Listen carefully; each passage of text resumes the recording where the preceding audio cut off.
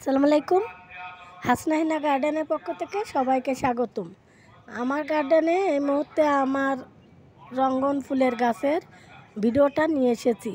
আসলে অনেকেই বলে থাকেন যে আন্টি আমার রঙ্গন গাছে ফুল আসে না, কি এত শাখা বাড়ে না। এজন্যই আমার ভিডিওটা নিয়ে আসা। কারণ দেখেন আমার ছোট্ট একটি গাছে অগণিত শাখা ভরে আছে, আর সেই শাখার প্রতিটা শাখার মাথায় ফুলের কড়ি ফুল ভরে আছে।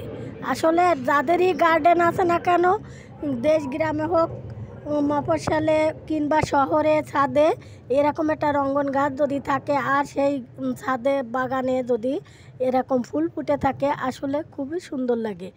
হয়তো ফুলে কোনো সেন্ট নাই, তারপরেও দেখতেও অনেক সুন্দর। এর কালারটা দেখেন, অন্ধকারেও এটা আলোকিত ছড়িয়ে পড়ে। এই রঙ্গনের বিভিন্ন ভ্যারাইটিস আছে, তারপর আমার কাছে 2-3টে আছে।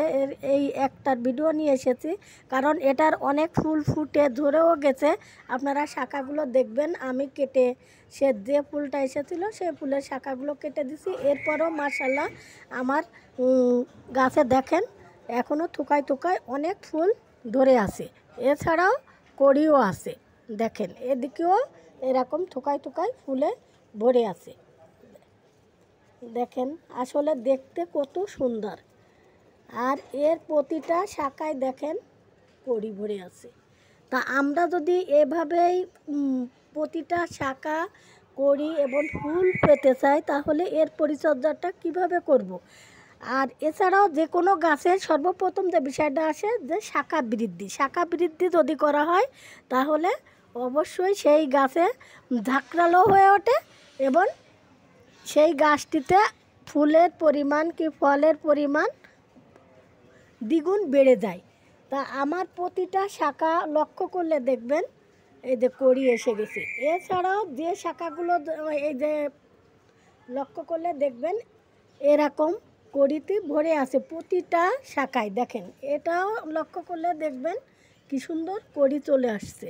এটা ছোট্ট অবস্থায় তাও দেখেন এই যে কড়ি চলে আসছে।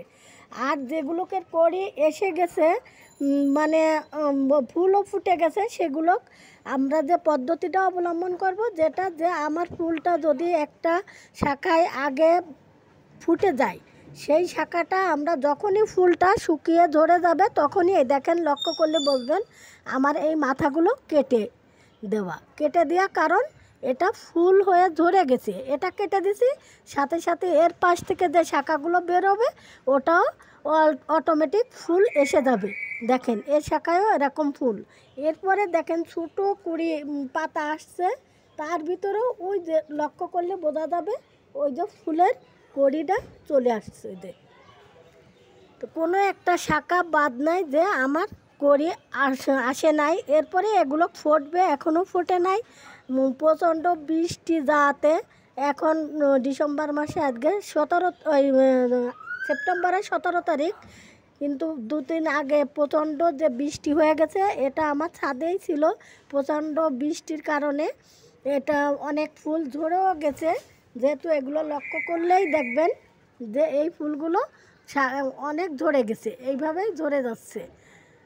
এরপর আমি ওটা আমার বেলকুনিতে নিয়ে এসেছি। যেহেতু এইভাবে ঝরে যাচ্ছে, আমি ভিডিওটা আপনাদের সামনে শেয়ার করার জন্য যে এটা তো সব যদি থাকে এভাবে ঝরে যাবে, তাই আমি বেলকুনিতে আনছি। কারণ এই ফুল আনার আগে এই গাছে প্রচণ্ড রোদ্দুর পছন্দ করে, এরপরে বৃষ্টির পানিও পছন্দ করে।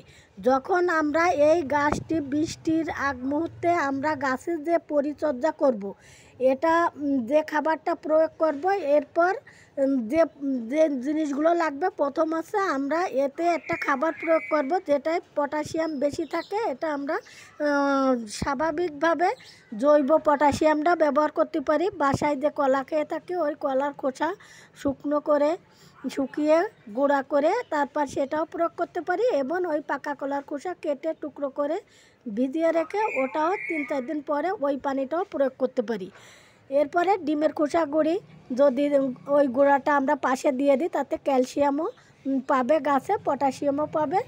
এরপরে যে বিষয়টা, যেটা ফুল সানলাইটে যদি আমরা রাখতে পারি, ওই সানলাইটে আর বৃষ্টির পানি ওটাও অনেক খাবার জোগায় আর গাছের রোগ পোকা থেকে নিষ্কৃতি পায়, ওটা অনেক কোনো ফাঙ্গাসের আক্রমণের হাত থেকে রক্ষা পায়। মনে করেন এই বৃষ্টির পানিতে অনেক নাইট্রোজেন থাকে, এই নাইট্রোজেনে কারোর গাছে যদি ফাঙ্গাস লেগে থাকে, পোকা থাকে, ওই অজস্র বৃষ্টিতে ওই পোকাগুলো ধুয়ে নেমে যায় এবং গাছটাকে অনেক সতেজ সবুজ করে উঠতে সাহায্য করে, আর অনেক শাখাও বৃদ্ধি হয়ে যায়। এজন্য আমরা চেষ্টা করব বৃষ্টির আগে আগে গাছটা ফুল সানলাইটে রাখার জন্য, আর বৃষ্টির পানিও যাতে পেতে পারে সেরকম একটা স্থানে আমরা রাখবো।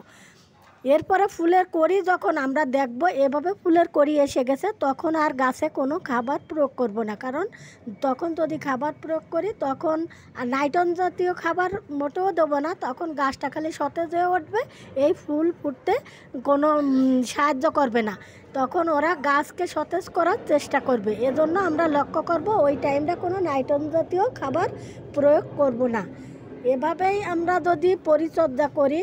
আর তারপরের কথা যে প্রথম আমরা গাছটা এরকম বনসাই সিস্টেম করব, যে আমার প্রথম এই কড়িটা আসছে, শাখাটা অনেক বেড়ে উঠছে, তখন আমরা এই মাথাটা যখনই এই পাতা মনে করেন এই পাতাটা বেড়ে আসছে, এই পাতার মাথাটা আমরা এখান থেকে কেটে দেবো। এই করে কেটে দিয়ে আমরা শাখা বৃদ্ধি করব। একটা শাখা যখনই এনতে কেটে দেবো তখন এর পাশ থেকে আরও 2-3টে শাখা বের হয়ে আসবে। তখন দেখা যাবে দেখেন আমার এইটুকু একটা গাছে কি পরিমাণে শাখা এবং ঝাঁকারও বনসাইয়ের মতন হয়ে আছে।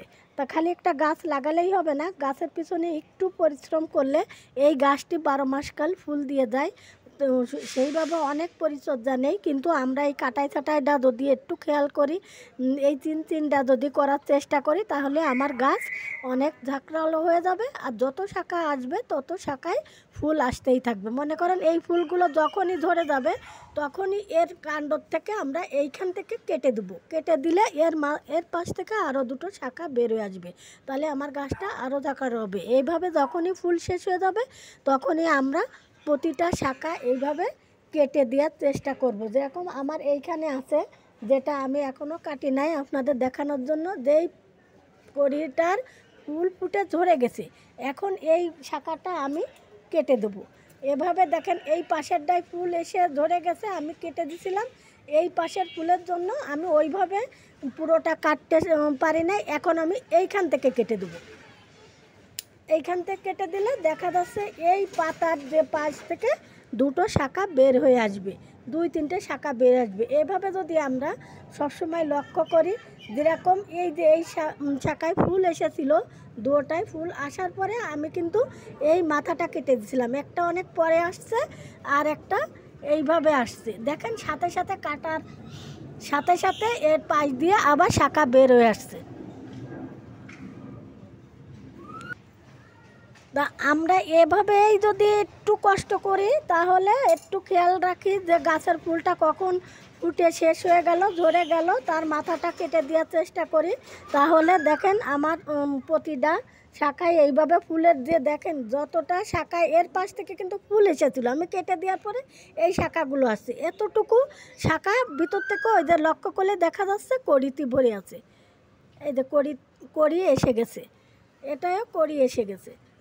এভাবে এই কড়িগুলো অনেক বড় হবে, আরও ফুল আসবে, এই ফুলগুলো চলে যাবে। এই জন্য পর্যাপ্ত কড়ি ফুল যাতে আমরা আনতে পারি, এজন্য এই মুহূর্তে আমার ভিডিওটা নিয়ে আসা, তাই আপনাদের দেখানোর জন্য যে অল্প মানে পরিশ্রমে 12 মাস মানে আমরা অটোমেটিক ফুল পেতে পারি এই গাছে। আর যাদেরই ছাদ বাগান আছে বা নিজেদের বাড়ির পাশে একটু গার্ডেন আছে গাছগাছরা ফুলের, এরকম একটা কালারের রঙ্গন যদি গাছ থেকে থাকে, তাহলে একটু পরিচর্যা করলেই আমরা এত সুন্দর ফুল দেখতে পাবো।